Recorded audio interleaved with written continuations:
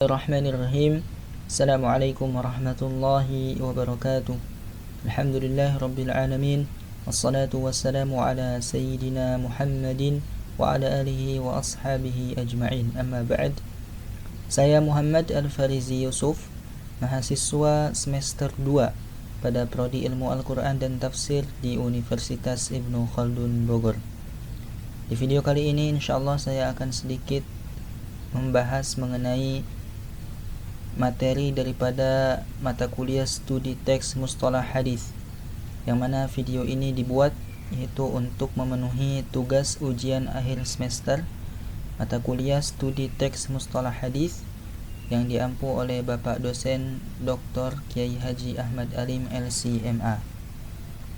Baik, adapun pokok pembahasan yang insyaallah akan dibahas di video ini yaitu di antaranya adalah tentang hadis dhaif ditinjau dari gugurnya sanad, kemudian hadis dhaif sebab cacat integritas dan lemah kognitif, kemudian mengenai hadis mu'allal, munkar dan maudhu', kemudian juga mengenai pembahasan hukum meringkas hadis dan meriwayatkan dengan maknanya, kemudian juga ada pembahasan mengenai konsep sahabat, definisi dan tabaqat, kemudian mengenai hadis musnad.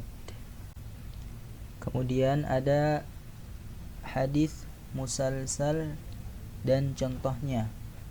Juga ada pembahasan mengenai hadis musalsal bil awaliyah, kemudian gharib al hadis, dan pembahasan yang terakhir yaitu mengenai adab perawi hadis. Baik, langsung saja kita masuk ke dalam pembahasan yang pertama, yaitu mengenai hadis dhaif ditinjau dari gugurnya sanad. Nah, yang dimaksud dengan gugurnya sanad di sini adalah terputusnya rangkaian sanad dengan gugurnya satu rawi ataupun lebih, baik dengan kesengajaan sebagian rawi atau tidak, baik gugur di awal, akhir maupun pertengahan sanad. Nah, gugurnya sanad di sini itu ada juga yang secara jelas maupun secara tersembunyi.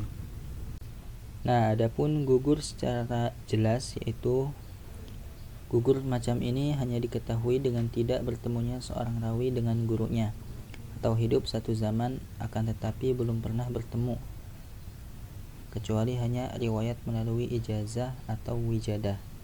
Adapun gugur secara tersembunyi yaitu hanya pakar hadis yang sangat teliti serta mendalami jalur-jalur hadis dan cacat-cacat pada sanad. Maksudnya yang mengetahui gugur secara tersembunyi itu yang dapat diketahui oleh para pakar hadis. Nah, pembahasan berikutnya yaitu mengenai hadis dhaif sebab cacat integritas dan lemah kognitif, atau karena cacatnya kejujuran dan cacatnya hafalan atau kedhobitan. Nah, maksud cacat pada rawi adalah tercela yang disebabkan oleh perkataan, perbuatan, agama, kedhobitan, hafalan dan ingatan seorang perawi. Nah, adapun cacat pada rawi adalah yang disebabkan oleh aspek-aspek ini, yaitu aspek kejujuran dalam agama, kedhobitan hafalan dan ingatannya. Nah, sebab-sebab cacat pada rawi ini ada 10 macam, yang 5 diantaranya berkenaan dengan kejujuran atau integritas, dan 5 lainnya itu berkenaan dengan kedhobitan atau lemahnya kognitif. Adapun yang berkenaan dengan cacatnya kejujuran, yang pertama adalah dusta, seorang rawi yang pernah berdusta atau dia dilabeli dusta oleh para pakar hadis. Kemudian juga ada yang cacat karena tuduhan berdusta. Kemudian ada karena dia adalah seorang yang fasik, ahli bid'ah, dan yang terakhir adalah ketidakjelasan identitasnya. Kemudian yang kedua yaitu yang cacat yang berkenaan dengan lemahnya kognitif atau lemahnya hafalan. Yang pertama adalah kesalahan didapatkannya kesalahan yang fatal. Kemudian yang kedua hafalannya yang buruk atau yang jelek. Kemudian yang ketiga banyaknya kelalaian pada rawi tersebut, dan yang selanjutnya yaitu adanya keraguan-raguan, dan yang terakhir itu adalah menyelisihi yang lebih thiqah atau menyelisihi seorang perawi yang lebih kuat hafalannya dibanding rawi tersebut, rawi yang cacat tersebut. Kemudian kita masuk ke dalam pembahasan yang berikutnya, yaitu mengenai hadis mu'allal, munkar, dan maudhu'. Hadis ini adalah hadis-hadis yang tertolak karena cacatnya rawi yang ada di dalamnya. Adapun pengertian dari hadis mu'allal, yaitu adalah hadis yang ditemukan di dalamnya illat atau cacat yang merusak kesahihan hadis. Adapun yang dimaksud hadis munkar yaitu adalah hadis yang rawi dhaif yang menyelisihi dengan rawi yang thiqah. Dan adapun mengenai hadis maudhu' adalah kedustaan yang dibuat-buat dan direkayasa kemudian dinisbatkan kepada Rasulullah. Mengenai maudhu' ini sebetulnya bukan hadis tetapi adalah kedustaan yang dibuat-buat sehingga dia dikatakan hadis, lalu derajatilah hadis tersebut sebagai hadis yang maudhu' atau palsu. Nah, kemudian pembahasan berikutnya yaitu mengenai hukum meringkas hadis dan meriwayatkan dengan maknanya. Hukum meringkas hadis adalah boleh selama tidak merubah makna yang terkandung di dalam hadis tersebut, dan ini hanya dibolehkan atau hanya dikhususkan untuk orang yang memang faham mengenai sirah atau tata letak bahasa dan juga faham mengenai makna hadis secara keseluruhan. Jadi hukum dibolehkannya meringkas suatu hadis itu dikhususkan untuk memang orang-orang yang faham mengenai ilmu-ilmu hadis. Kemudian pembahasan selanjutnya yaitu mengenai konsep sahabat, definisi dan tabaqatnya. Nah, jadi pengetahuan tentang sahabat ini merupakan ilmu yang agung serta mulia manfaatnya. Di antara manfaatnya adalah mengetahui hadis sanad yang tersambung dari yang mursal. Adapun definisi sahabat adalah itu orang yang bertemu dengan Nabi dalam keadaan Islam serta meninggal dalam keadaan Islam walaupun keislamannya telah terhalangi oleh kemurtadan. Maksudnya itu misalkan ada seorang sahabat Rasulullah yang dia hidup di dalam Islam kemudian pernah murtad, lalu tapi dia masuk Islam kembali dan dia mati dalam keadaan Islam. Nah, adapun jumlah yang pasti mengenai jumlah sahabat itu tidak ada yang dapat memastikan, kan tetapi ada perkataan yang paling populer dari para ulama itu adalah perkataan Abu Zur'ah Ar-Razi. Beliau berkata Rasulullah SAW wafat dengan meninggalkan 114.000 sahabat yang meriwayatkan dan mendengarkan hadis darinya. Perkataan Abu Zur'ah Ar-Razi ini dapat dilihat di kitab Tadrib Ar-Rawi jilid kedua halaman 220. Kemudian pembahasan selanjutnya mengenai hadis musnad. Hadis musnad di sini adalah hadis yang sanadnya bersambung secara marfu' kepada Nabi. Nah, kemudian pembahasan selanjutnya adalah hadis musalsal beserta contohnya.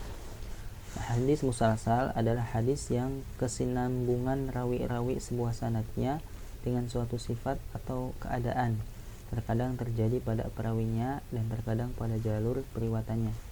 Adapun hadis musalsal di sini contohnya itu adalah hadis yang diriwayatkan dari Malik, dari Nafi, dari Ibnu Umar bahwasanya ia mengatakan seperti ini. Kemudian pembahasan mengenai hadis musalsal bil awaliyah. Hadis musalsal bil awaliyah adalah hadis yang selalu disisipkan oleh para ahli hadis sebelum mulai mengajar atau belajar hadis.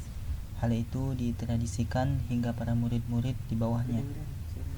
Nah, hadis musalsal bil awaliyah yang dimaksud di sini adalah hadis yang selalu diriwayatkan oleh setiap pengajar sebelum memulai pelajaran biasanya, dan ini adalah sebuah tradisi dari para ulama dari salaf hingga ulama kontemporer. Kemudian pembahasan selanjutnya mengenai gharib al-hadis. Gharib al-hadis yaitu lafal-lafal pada matan hadis yang memiliki arti tersembunyi dan sulit untuk dipahami. Jadi gharib al-hadis ini biasanya hanya dipahami oleh orang-orang yang memang paham di dalam masalah ulumul hadis. Tafsir lafal-lafal gharib yang paling baik adalah yang datang sebagai penjelasan dari riwayat yang lain. Artinya saat ada